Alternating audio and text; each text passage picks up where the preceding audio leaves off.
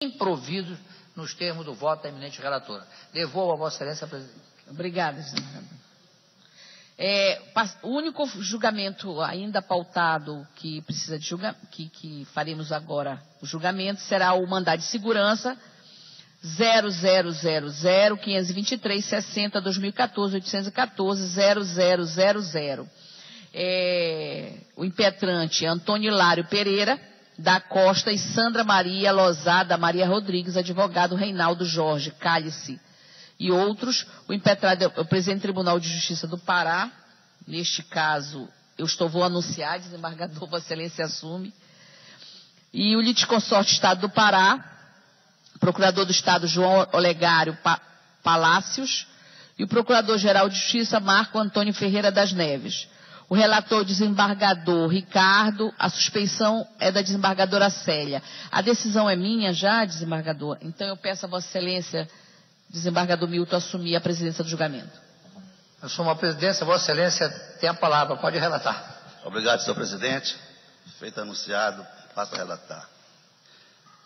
Aduz os impetrantes que a impetrada fez incidir o redutor constitucional sobre os adicionais de representação pelo exercício de cargo em comissão e de tempo de serviço, componentes de sua remuneração, causando-lhes assim perda financeira.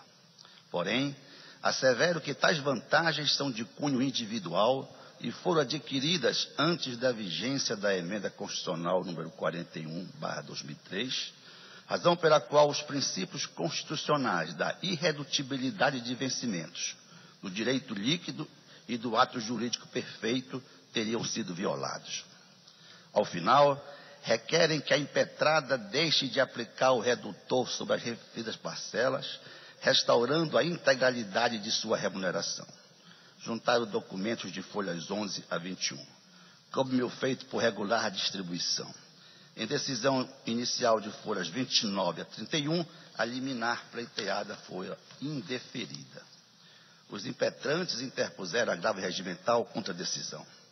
A impetrada apresentou suas informações, levantando a preliminar de decadência do mandamos, cuja contagem do prazo para impetração teria se iniciado no ano de 2010 e 2013, quando foi aplicado o redutor das remunerações dos impetrantes. No mérito, argui a devida inclusão das vantagens pessoais no teto remuneratório, por força do que dispõe o artigo 9º da emenda constitucional número 41/2003, combinado com o artigo 17 do ato das disposições constitucionais transitórias, que determina a aplicação imediata da norma constitucional. Portanto, alega a impossibilidade de inovação de direito adquirido contra a Constituição e que a aplicação do redutor vale tanto às remunerações percebidas após, quanto aquelas auferidas pelo servidor em período anterior à emenda constitucional em questão. Anexou documentos de folhas 53 a 60. O Estado do Pará ingressou na lide, adendo às informações prestadas pela autoridade coatora. A douta Procuradoria do Ministério Público emitiu parecer, opinando pelo acolhimento da decadência para extinguir o direito, para extinguir o feito e, caso ultrapassada a preliminar, manifesta-se pela denegação da segurança.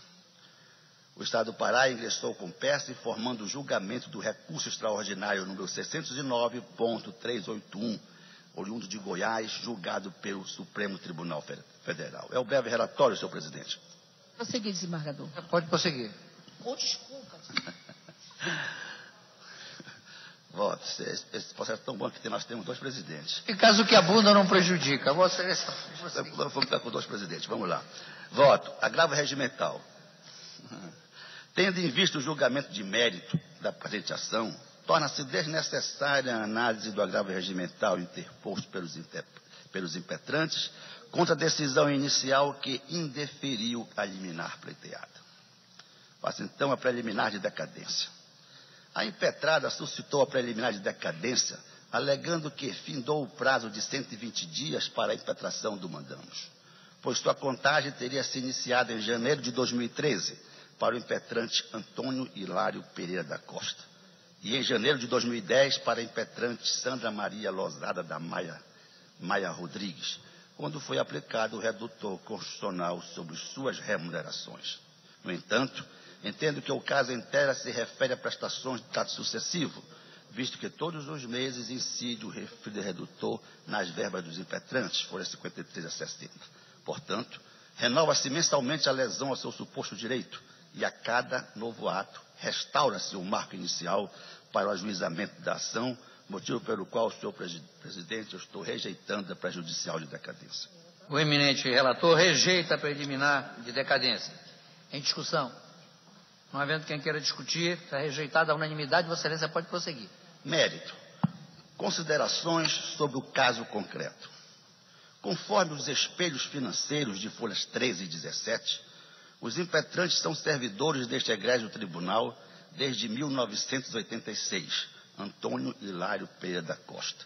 Em 1982, Sandra Maria Maia Rodrigues, percebendo há anos em sua remuneração os adicionais de representação por cargo em comissão e de tempo de serviço. Infere-se dos autos que o mérito do mandamos cinge-se à legalidade da incidência do teto constitucional naquelas parcelas remuneratórias, consideradas vantagens pessoais e, segundo os impetrantes, como foram adquiridas e incorporadas antes do advento da emenda constitucional número 41 de 2003, não poderiam sofrer redução, porque isso constituiria violação a princípios constitucionais. Embora haja acórdãos vários deste egrégio tribunal favoráveis à exclusão daquelas parcelas do redutor constitucional, cujas fundamentações se basearam em decisões anteriores da Suprema Corte, houve, quando, do julgamento do recurso especial 609/381 de Goiás, julgado pelo STF, verdadeira ruptura paradigmática do entendimento do pretório excelso. Faço, senhor presidente, considerações propedêuticas sobre a matéria, sucinta análise do recurso especial 609.381 de Goiás e aplicação ao processo em tela.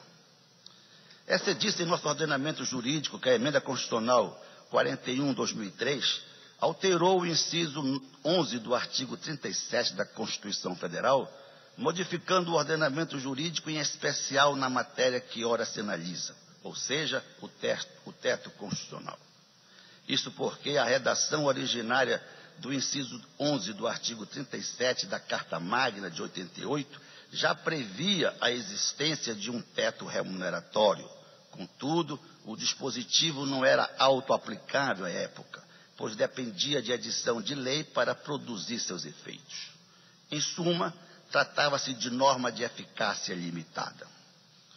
Com a manifestação do poder constituinte derivado reformador, por meio da emenda constitucional 41 de 2003, diversos questionamentos foram levantados diante de inúmeras demandas no Poder Judiciário, inclusive na que ora se analisa. Trago à baila, entretanto, 2 deles, os quais são considerados os pontos nevrálgicos para dirimir a lide. Emenda Constitucional 41/2003, como norma de eficácia plena, aplicação imediata, verbas incidentes. De início, a primeira discussão de imperiosa observância busca delimitar se a norma emanada pelo Constituinte reformador era dotada de eficácia imediata e quais verbas deveriam ser consideradas no cálculo do teto constitucional. A questão das 2 suscitadas é a mais simples, posto que já havia sido pacificada no Supremo Tribunal Federal antes do acordo paradigmático ora analisado, recurso especial 609/381. De acordo com a jurisprudência pacífica do pretório excelso, o teto estabelecido pela emenda constitucional 41/2003 prescinde de qualquer norma regulamentadora, sendo, portanto, de eficácia plena, de aplicação imediata, incidido em todas as verbas remuneratórias recebidas pelos servidores, incluindo vantagens especiais. Eu só vou ler, senhor presidente, na parte que interessa. Além das alterações do teto de retribuição, continuou a incluir as vantagens pessoais ou de qualquer natureza. C. Produziu eficácia imediata, porquanto o artigo 8º da emenda constitucional número 41/2003 2003, determinou que, enquanto não fixado o valor do subsídio, será considerado para os fins do limite fixado naquele inciso o valor da maior remuneração atribuída por lei na data da publicação desta emenda a ministro do Supremo Tribunal Federal, a título de vencimentos, representação e de parcela recebida em razão do tempo de serviço. Ocorre que em precedente diverso e mais antigo, derivado do mandado de segurança número 24.875, publicado no Diário de Justiça de 6 de 10 de 2006, a Suprema Corte havia entendido que, apesar do teto constitucional, nos moldes da Emenda Constitucional 41 de 2003, ser de eficácia imediata e absorver todas as verbas remuneratórias, os que haviam incorporados adicionais, no caso mais especificamente o de aposentadoria de magistrados, antes da vigência da referida emenda, não poderiam ser penalizados com a exclusão de tais valores sem sacrifício da garantia da irredutibilidade, que é o outro ponto que o Supremo atacou. Assim, a Suprema Corte Brasileira consagrou o que se chamou de, aspas, solução de compromisso, fecho aspas, que consistiria em espécie de modulação dos efeitos da Emenda Constitucional número 41 de 2003, pela qual os beneficiários de tais valores continuariam a receber os excessos até que os subsequentes reajustes nos subsídios dos ministros do Supremo Tribunal Federal culminasse por absolvê-los.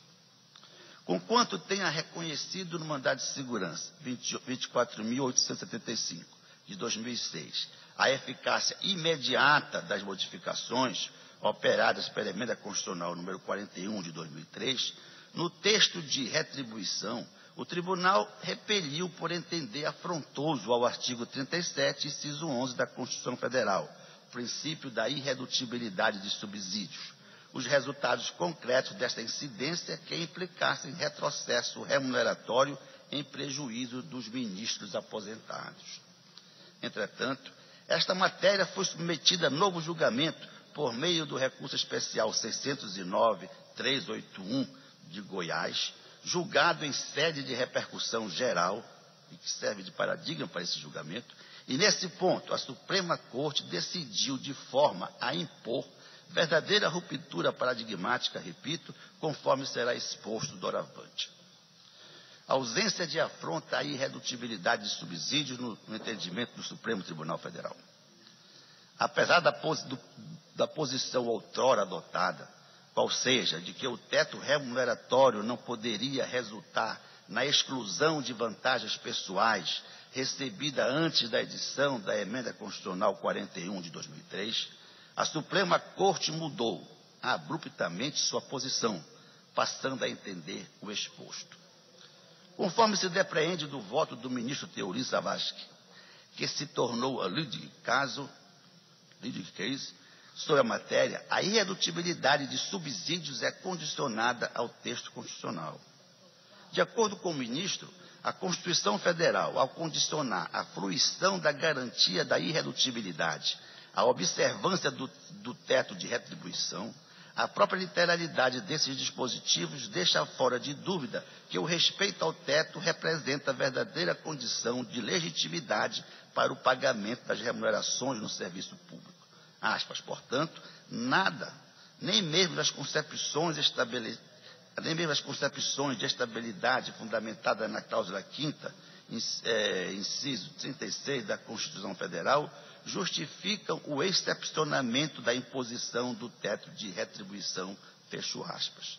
Prossegue o julgador do Pretório Excelso em seu voto vencedor, afirmando que a garantia da irredutibilidade, que hoje assiste igualmente a todos os servidores, constitui salvaguarda que protege a sua remuneração de retrações normais que venham a ser determinadas por meio de lei. É o que acontece, por exemplo, nos casos de modificação legal da composição remuneratória dos servidores, como seguidamente afirmado pela jurisprudência. Em sentido similar, citou o outro ministro do Supremo Tribunal Federal, Sepúlveda Pertence, que por sua vez afirmava que a irredutibilidade de vencimentos constitui modalidade qualificada de direito adquirido. Todavia, o seu âmbito de incidência exige a presença de pelo menos dois requisitos cumulativos. A, que o padrão remuneratório nominal tenha sido obtido conforme o direito e não de maneira juridicamente legítima, ainda que por equívoco da administração pública. E B, que o padrão remuneratório nominal esteja compreendido dentro do limite pré-definido pela Constituição Federal. Insta a ressaltar que excessos eventualmente percebidos fora dessas condições, ainda que com beneplácito de disciplinas normativas anteriores, não estão salvaguardados pela regra da irredutibilidade, segundo o Supremo Tribunal Federal.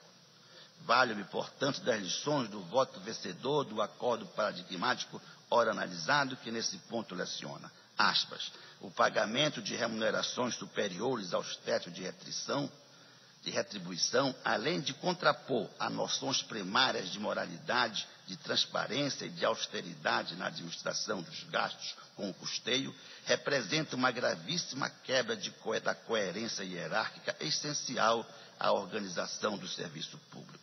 Antes, portanto, de constituir uma modalidade qualificada de direito adquirido, a percepção de rendimentos excedentes aos respectivos tetos de retribuição traduz exemplo de violação manifesta do texto constitucional, que, por tal razão, deve ser prontamente inibida pela ordem jurídica e não o contrário.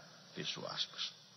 Aliás, ressalto que, além de todos os valorosos argumentos históricos e teleológicos expedidos pelo Supremo Tribunal Federal, a própria interpretação literal da Constituição Federal poderia nos levar a esta conclusão. Isto porque o artigo 37, inciso 16 da Carta Magna, responsável por regulamentar a irredutibilidade de subsídios, expressamente afirma que o teto remuneratório é apto a excepcionar este princípio. Senão, vejamos, aspas, o subsídio e os vencimentos dos ocupantes de cargos e empregos públicos são irredutíveis, ressalvado o disposto nos incisos 11 e 14 desse artigo e nos artigos 39, parágrafo 4º, 150, parágrafo inciso 2º, 153, inciso 3º e 153, parágrafo 2º, inciso 1º, fecho aspas. Em conclusão, senhor presidente, acosto ao presente voto a emenda do acordo paradigmático, analisado, que sintetiza tudo o que foi exposto a Lures e corrobora a conclusão deste voto quando comparado ao caso concreto. Aspas. Constitucional e administrativo, teto de retribuição, emenda constitucional número 41/2003, eficácia imediata dos limites máximos nela fixados, excessos, percepção não respaldada pela garantia da irredutibilidade. 1. O teto de retribuição estabelecido pela Emenda Constitucional 41 de 2003 possui eficácia imediata, submetendo às referências de valor máximo nele discriminadas todas as verbas de natureza remuneratória percebidas pelos servidores públicos da União, Estados, Distrito Federal e municípios, ainda que adquiridas de acordo com o regime legal anterior. 2. A observância da norma de teto de retribuição representa a verdadeira condição de legitimidade para o pagamento das remunerações no serviço público. Os valores que ultrapassam os limites pré-estabelecidos para cada nível federativo na Constituição Federal constituem excesso, cujo pagamento não pode ser reclamado com amparo na garantia da irredutibilidade de vencimentos. 3. A incidência da garantia constitucional da irredutibilidade exige a presença cumulativa de pelo menos dois requisitos. A. Que o padrão remuneratório nominal tenha sido obtido conforme o direito e não de maneira ilícita, ainda que por equívoco da administração pública. E B. Que o padrão remuneratório nominal esteja compreendido dentro dos limites máximos pré-definidos pela Constituição Federal. O pagamento de remunerações superiores aos tetos de retribuição de cada um dos níveis federativos traduz exemplo de violação qualificada do texto constitucional. Esse foi o recurso julgado agora em 10 de 12 de 2004 pelo Pleno do Tribunal Supremo Tribunal Federal, ministro Teori Savasky, que mudou todo o entendimento anteriormente a respeito da matéria. Assim sendo, senhor presidente, com base na jurisprudência atual do STF e nos fundamentos jurídicos supracitados, estou convencido de que, no caso em tela, não há direito líquido e certo a amparar o pedido dos impetrantes em ver excluídas suas vantagens pessoais, adicional por tempo de serviço e de representação por cargo comissionado do teto constitucional, mesmo que recebida antes da vigência da emenda constitucional número 41/2003. Pelo exposto, senhor presidente, com isso demandamos, mas denega a segurança, a fim de que seja mantida a aplicação do redutor constitucional à remuneração dos impetrantes, em conformidade com o artigo 37, inciso 11 da Constituição Federal e jurisprudência recente do Supremo Tribunal Federal. O eminente relator denega a segurança pelas fundamentações contidas no voto. Em discussão.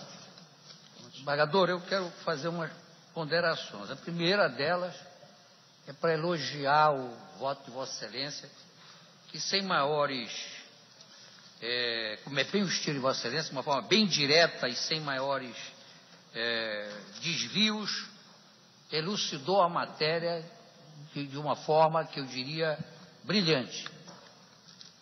Mas eu quero acrescentar um comentário que é o seguinte: essa discussão, eu acho que desde a emenda 19 já não caberia. O que aconteceu foi que, quando a emenda 19 veio, ela alterou o inciso 11, mas ela já dizia: percebidos cumulativo ou não, incluídas vantagens pessoais ou de qualquer natureza. A 19 já dizia isso. O grande problema é que a 19 foi aquela que tratou do teto. E quando foi feita a 41, surgiu inclusive no direito administrativo a expressão subteto. E aqui vai algo que o tribunal tem que, a partir desse voto de Vossa Excelência, tem que considerar. Porque Vossa Excelência está dando um voto em cima de uma decisão que foi em repercussão geral. Portanto, obrigatória erga omnes. Né? E a questão é que, quando veio a emenda 41, que o artigo aumentou de dimensão, não só o teto ficou estabelecido, como também ficou estabelecido um limite para estados e para poderes. Não é vigente para os servidores do Judiciário do Pará o teto de ministro do Supremo. É vigente o subsídio de desembargador. Ninguém a qualquer título pode perceber vantagem permanente que seja acima do subsídio de desembargador.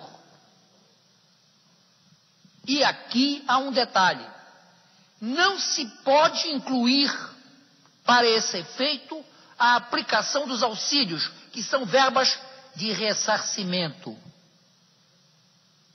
E se o subsídio do desembargador. Né? E por que isso? Porque a 41 veio e disse isso. E começou até a se falar em subteto. Eu sempre condenei em artigo publicado essa expressão subteto. Porque quem abre o dicionário, teto é a parte exterior do último pavimento.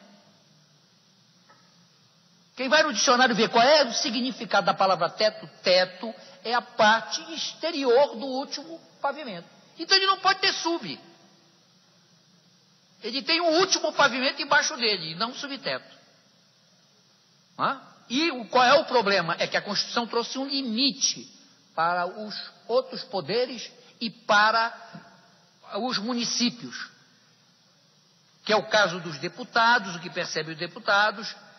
Inclusive foi minudente, falando em deputado distrital, quando já estava falando dos deputados dos estados, não precisava repetir os distritais, e foi minudente nesse particular. Agora, o que acontece é que depois dessa decisão que Vossa Excelência está trazendo em boa hora, que não foi fácil, quem levantou a repercussão geral foi ainda o ministro Aires Brito, e eu acessei aqui, inclusive, a decisão dele, que deu pela repercussão geral aprovada pelo Supremo. Repare que esse acórdão, ele é de outubro. E ele levou mais de 60 dias para ser publicado. Ele é de 2 de outubro. 2 de outubro. Ele levou mais de 2 meses para sair esse acordo. Tal o Supremo teve o cuidado de não deixar mais pedra sobre pedra. E aí, eu queria fazer um alerta a quem concedeu liminar para algum servidor em sede jurisdicional perceber acima disso. Essas liminares têm que ser revistas. Porque elas são manifestamente inconstitucionais a partir da publicação desse acordo.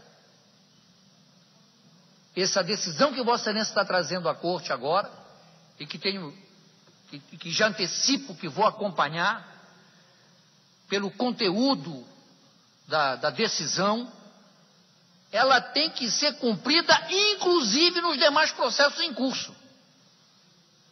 Porque ela tem fundamento numa decisão de acordo do Supremo em repercussão geral. E mais, se a administração for rígida, tem que mandar devolver o que recebeu depois da decisão. O que a administração pode dispensar, baseada no princípio da boa-fé do servidor que percebeu. Mas seria inclusive discutível isso. Então estou usando a palavra para parabenizar a Vossa Excelência pelo muito bem lançado voto, oportuno, e consulto se alguém mais deseja se pronunciar. Se ninguém deseja, proclamo que a unanimidade e a segurança foi denegada nos termos do voto do eminente relator. Devolvo a palavra. Eu recebo, já concluído o julgamento, só para informar ao plenário que a Procuradoria-Geral do Estado, inclusive, já requereu aos senhores relatores que concederam liminar para a revisão da liminar concedida diante da decisão citada pelo desembargador Ricardo. Nós vamos encerrar, eu já fiz o meu agradecimento. Na próxima quarta-feira estarei, se Deus quiser, sentada junto aos senhores, dando apoio ao nosso próximo presidente. Muito obrigada.